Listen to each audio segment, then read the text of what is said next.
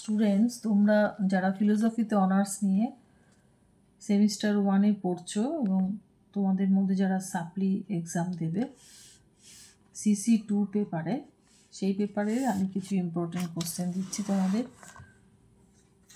তোমাদের সাজেশনটা দিতে একটু দেরি হলো, কারণ 23 সালের কোশ্চেন পেপারটা ছিল না, ওটা পাওয়ার পরই তোমাদের দিতে পারলাম। দেখো 15 মার্কসের যে কোশ্চেনগুলি রয়েছে, নাম্বার 1-এ রয়েছে প্লেটোর মতে জাতি বা আকারের বৈশিষ্ট্য কী কী আলোচনা করো। 2, প্লেটোকে অনুসরণ করে জ্ঞানের সংজ্ঞা দাও। প্লেটোর মতে জ্ঞানের বিভিন্ন স্তরগুলি আলোচনা করো। 3, দ্রব্য সম্পর্কে স্পিনোজার মত সবিচার আলোচনা করো।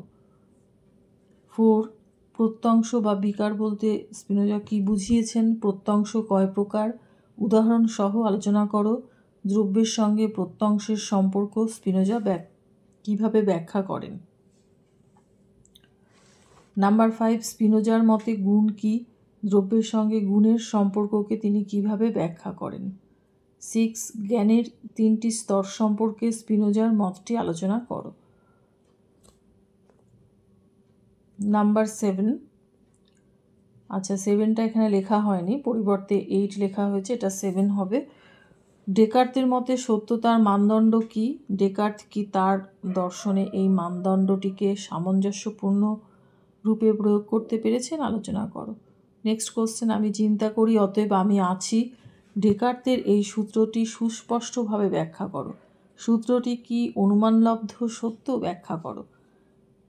নেক্সট কোশ্চেন, লাইবনিজকে অনুসরণ করে মনাদের স্বরূপ ও প্রকারভেদ ব্যাখ্যা করো। যদি মনাদগুলি গবাক্ষহীন হয় তাহলে তাদের মধ্যে সম্পর্ক কিভাবে সম্ভব। নেক্সট, লাইবনিজের পর্যাপ্ত যুক্তির নিয়মটি ব্যাখ্যা করো। লাইবনিজের দর্শনে এই নিয়মটির তাৎপর্য কী।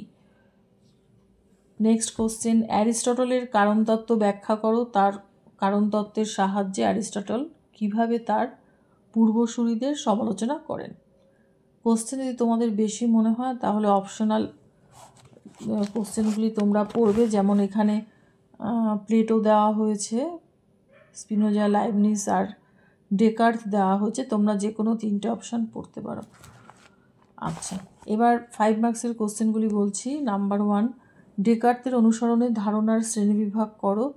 2, অ্যাকুইনাসের দর্শনে বিশ্বাস ও যুক্তির মধ্যে পার্থক্য কী। 3, লিউসিপাস ও ডেমোক্রিটাস কোন মতবাদের সমর্থক, তাদের মতটির মূল বক্তব্যটি কী। 4, পরমাণুবাদীদের মূল বক্তব্য কী।